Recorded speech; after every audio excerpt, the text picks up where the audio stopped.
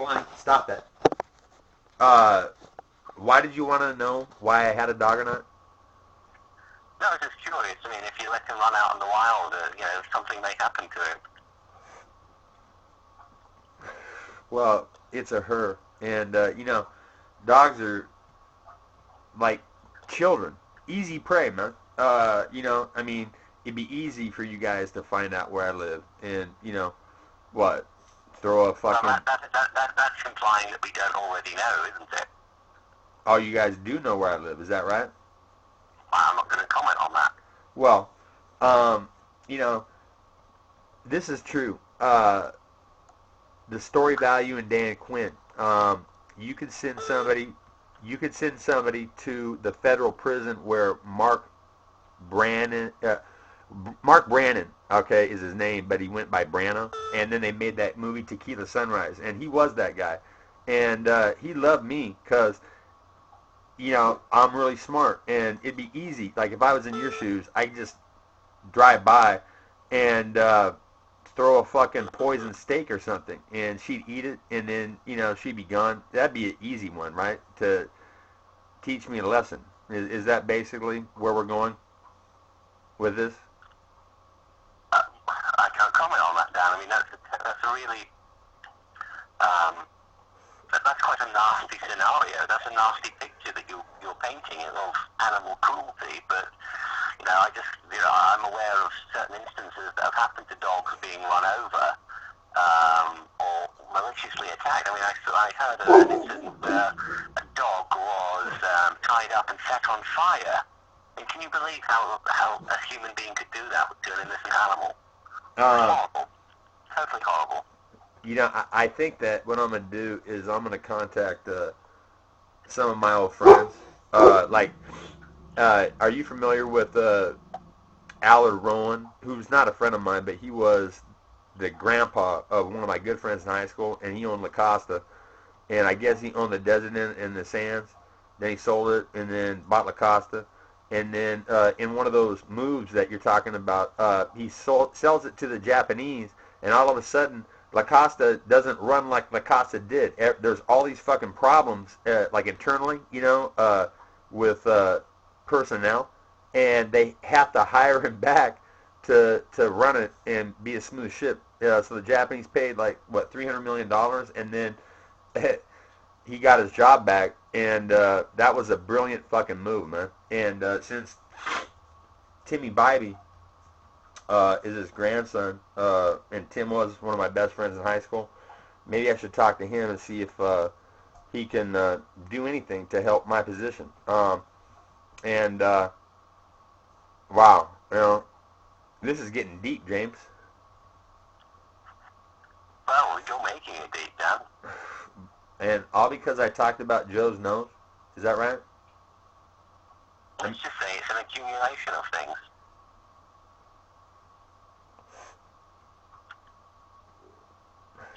An accumulation of things. Wow. You know what? Thank you for this phone call. It was kind of a slap in the face, in a good way. Wake-up call. Kind of like seeing my ex. I'll tell you what, man. If you had ever gone out with or married and had kids with a woman who was literally as fine as Julie Roberts ever was, and then you fucked it up and you lost it, and then you saw her, and she was looking better than ever, that would be a hard pill to swallow, wouldn't it? I guess so, yeah. Yeah, well, yeah, that's what... Boom! It was a huge wake-up call when I saw my ex. And here's entertainment value. I graduated from college, and I could have gotten a bass boat, what I wanted since I was a little kid, or I could take the money and pay for laser surgery for my ex, because she's a former prom queen who, her dad had bad acne problems, right? And he passed it down to his kid. And she was always beautiful. And I was a mean cocksucker when I was on methamphetamine. I didn't have any feelings whatsoever. And I said some mean shit about her face. And it made her feel even less. And so I thought, you know what?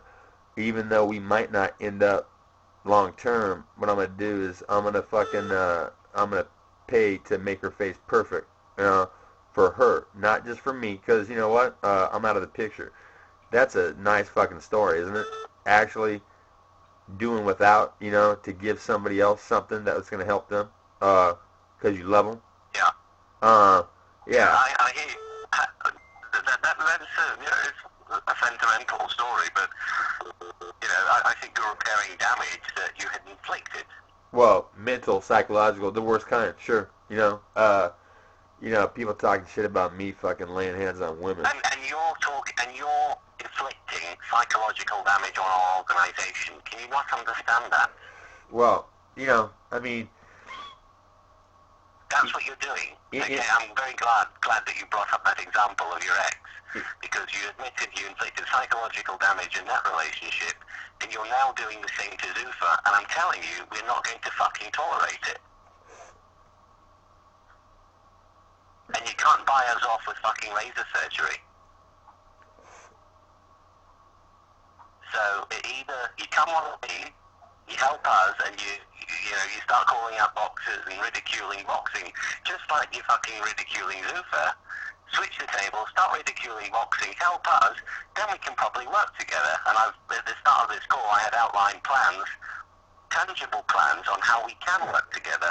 But if you keep up this personal vendetta that you have against Zuffa for some strange reason, that's probably doing more benefit for NNA than any other organization out there, you're making it very, very difficult for us to work with you and to continue to tolerate what you're doing, because, as I said, if we allow these things to go unchecked, they become uncontrollable. We have a snowball. We can't allow that to happen. Wow. Yeah, I mean, yeah. During our conversation, I got stoned, and then I'm thinking the implications that it all comes back to Joe Rogan's nose, man. That's kind of funny in a way, don't you think? No, I don't think it's funny at all. Really? What's so funny about Joe Rogan's nose? I'm saying that Joe didn't need a nose job, but it was a perfect fucking excuse to never have to actually fight. He's not a fighter, Dan. He's a personality, he's a comedian, and he's an announcer. Yeah. Joe has no plans to get into the arena and fight with people. I know this, and I'm thinking that just from the aspect of, wow. From an aspect of... So why are you so stuck up on Joe Rogan?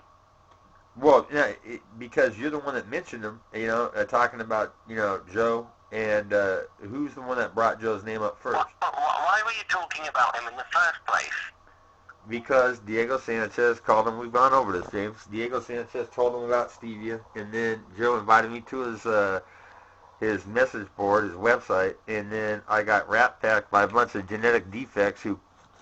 basically, in a fucking bar setting. Joe wasn't personally involved in that. He has no control over what users of his forum do. No, but if Joe had once listened and said, oh yeah, you know what, the stevia, yeah, it does snort stronger than cocaine, and Joe's a little... Well, no, I've spoken to Joe about this, and he said he's never been in contact with you.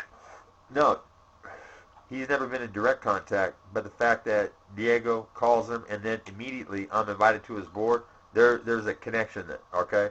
Joe sent his dogs, and so Joe knows about the stevia. Why would Joe want to invite you to his board? Because at that time, before that punk-ass kid, see, what I like to do is beat up Randall Lamont and get that out of the way. And Randall, if he wanted to fucking fight me, he would have shown up to Vagos Clubhouse, okay? I've said many times, anytime you want, man, you know, how long is it have to take you to train to get ready, okay? 2 weeks, a month, and I'm like, why don't we just do it today, okay? I'll give him a call. No, so you're getting one fucking side of this equation, me coming out of the tattoo shop and Randall coming up. Randall didn't come up and start throwing punches, homie, okay? And I think that at that time when Randall came up, that I already had my fight with Bon Lapua scheduled, and so I'm not gonna fuck something up that's gonna make me look like a legend down the road, homie. Breaking that someone's collarbone with a counter right hand. So I might have fucked up in the Aaron Brink fight, but you know what? Wow, if I did Bon Lapua, there's something there, right? I mean, if I get fucked up both fights, then there ain't nothing.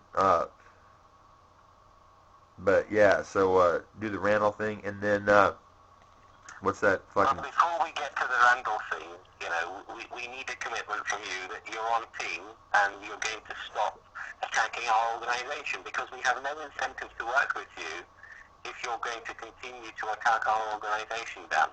You'll make me look like an idiot for one thing, because I internally try to get traction to move forward to work with you, but then find out that you're still making attacks on us on the internet. So we can't work like that. And see, Put yourself in our position, you know. If we want to work with someone, we need to trust them. And when we'd spoken before, you had agreed you wouldn't call out people from Zuffa, you wouldn't mention their names, you know, all that kind of stuff. And frankly, you didn't stick to our agreement, Dan. So Chael Sonnen knows. Yes, what about him? He knows who I am, because you know he's watching the videos and yada yada. Are you guys gonna make it so Chael wouldn't say anything about stevia if in fact it did everything for his body that I'm saying it does for mine? That's his decision, and if Chael wants to go on the record and, you know, announce something that he believes in, then I don't see why we would have a problem with that. Well, saying and then, you know, in results, two different things, because Diego Sanchez, you know, I mean, I have that.